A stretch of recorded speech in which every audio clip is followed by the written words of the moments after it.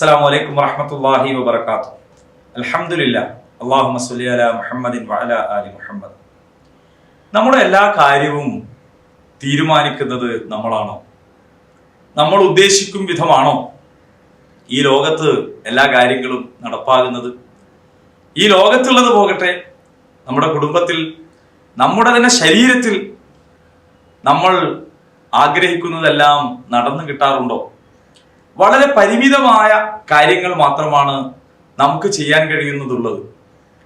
നമുക്ക് ചെയ്യാൻ കഴിവുള്ള കാര്യങ്ങൾ പരിപൂർണമായി പരമാവധി സൂക്ഷ്മതയോടുകൂടി നമ്മൾ ചെയ്യുകയും പിന്നീട് അത് സൃഷ്ടാവായ തമ്പുരാനെ ഭരമേൽപ്പിക്കുകയുമാണ് വേണ്ടത്. ഒരു കാര്യം നമ്മൾ ചെയ്തതിന് ശേഷം അതിനെക്കുറിച്ച് വീണ്ടും വീണ്ടും ആലോചിച്ച് അതിനെക്കുറിച്ച് അസ്വസ്ഥനാവുന്ന ഒരു അവസ്ഥയിലേക്ക് നമ്മൾ പോകാൻ പാടില്ല.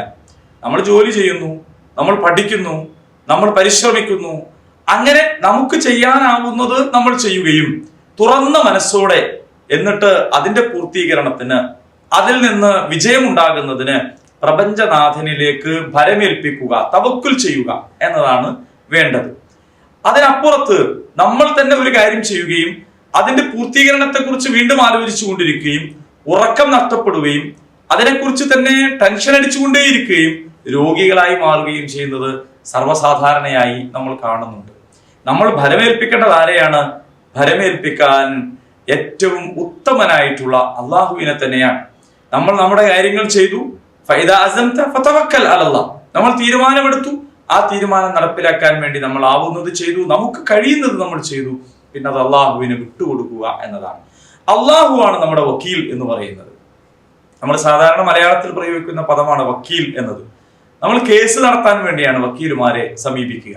എന്തെങ്കിലും ഒരു വിഷയമുണ്ടെങ്കിൽ കോടതിയിൽ നമുക്ക് വേണ്ടി ആരാണ് സംസാരിക്കേണ്ടത്?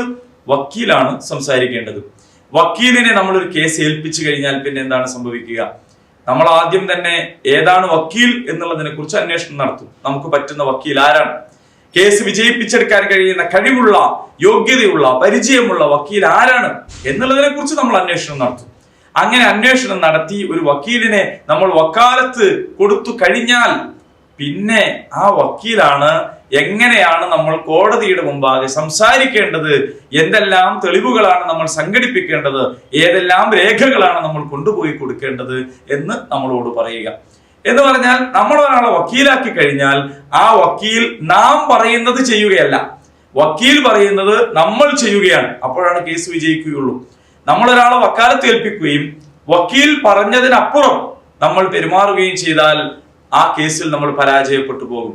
ഇവിടെ നിങ്ങൾ നോക്കൂ, തവക്കൽതു അലല്ലാഹ് എന്ന് നമ്മൾ വീടുകളിലും വാഹനങ്ങളിലും ഒക്കെ എഴുതി വെക്കാറുണ്ട്.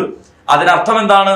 നാം നമ്മുടെ വക്കീലായി അള്ളാഹുവിനെ തെരഞ്ഞെടുത്തിരിക്കുന്നു, അള്ളാഹുവിന് നാം വക്കാലത്ത് കൊടുത്തിരിക്കുന്നു, നമ്മളെ ഭരമേൽപ്പിച്ചിരിക്കുന്നു എന്നതാണ്. എങ്കിൽ പിന്നെ നമ്മൾ എങ്ങനെ ജീവിക്കണമെന്ന്, നമ്മൾ ഈ ജീവിതമാകുന്ന കേസിൽ വിജയിക്കണമെങ്കിൽ, നമുക്ക് സ്വർഗപ്രവേശം ലഭിക്കണമെങ്കിൽ നമ്മൾ എങ്ങനെ ജീവിക്കണമെന്ന് അള്ളാഹുവാണ് നമുക്ക് നിർദ്ദേശം നൽകേണ്ടത്. അള്ളാഹുവാണ് നമുക്ക് പറഞ്ഞു തരേണ്ടത്. അള്ളാഹുവിന്റെ കൽപ്പന അനുസരിച്ചാണ് നമ്മുടെ ജീവിതത്തിന്റെ ഓരോ ഇടപാടുകളും ചെയ്തു തീർക്കേണ്ടത്. നമ്മുടെ ജീവിത റെക്കോർഡിലേക്ക് എഴുതി വെക്കാൻ, രേഖപ്പെടുത്താൻ ആവശ്യമായ രേഖകൾ ഏതാണ്, കർമ്മങ്ങൾ ഏതാണ് എന്ന് ആ വക്കീൽ പറയുന്നത് പോലെയാണ് നാം ചെയ്യേണ്ടത്. അള്ളാഹുവിനോട് നീ ഇന്നയിടത്ത് നിൽക്കണമെന്ന്, നീ ഇന്നതിൽ ഇടപെടരുതെന്ന്, ഇത് ഞങ്ങളുടെ വിഷയമാണെന്ന്, ഇത് ഞങ്ങൾ തീരുമാനിക്കുമെന്ന് പറയുമ്പോൾ അതിനർത്ഥം നമ്മൾ നൽകിയ വക്കാലത്ത് പൂർണ്ണമല്ല എന്നതാണ്. അങ്ങനെ ഒരു അവസ്ഥയിൽ നമ്മുടെ കേസ് വിജയിപ്പിക്കേണ്ടുന്ന ബാധ്യത അള്ളാഹു ഏറ്റെടുത്തിട്ടില്ല. അള്ളാഹുവിൽ തവക്കുൽ ചെയ്യുക എന്നതിന്റെ വളരെ കൃത്യമായ അർത്ഥം, വിശദീകരണം എന്ത് എന്ന് പറഞ്ഞാൽ അള്ളാഹുവിന്റെ കൽപ്പന അനുസരിച്ച് നമ്മൾ ജീവിക്കുക എന്നതാണ്. അവനാണ് നമുക്ക് എവിടെ നിൽക്കണം, നിൽക്കരുത്, എന്ത് പറയണം, പറയരുത്, എന്ത് ചെയ്യണം, ചെയ്യരുത്, എങ്ങനെ പ്രാർത്ഥിക്കണം, പ്രാർത്ഥിക്കരുത്, എല്ലാ കാര്യങ്ങളും നമുക്ക് പറഞ്ഞു തരുന്നത്. അങ്ങനെ നമ്മൾ ഭരമേൽപ്പിക്കുന്ന പ്രപഞ്ചനാഥൻ നമ്മളുടെ പെരുമാറ്റം എങ്ങനെ ആയിരിക്കണമെന്ന് അറിയിക്കാൻ നമ്മുടെ മുമ്പിൽ തന്നിട്ടുള്ള കിതാബാണ് അൽ ഫുർഖാനുൽ അലീം, പരിശുദ്ധ ഖുർആൻ. അതനുസരിച്ചുകൊണ്ട് റബ്ബിന്റെ കൽപ്പന മാനിച്ച് മുന്നോട്ട് പോകാൻ നമുക്ക് സാധിക്കണം. അല്ലാഹു സുബ്ഹാനഹു വ തആല നമ്മെ അനുഗ്രഹിക്കുമാറാകട്ടെ.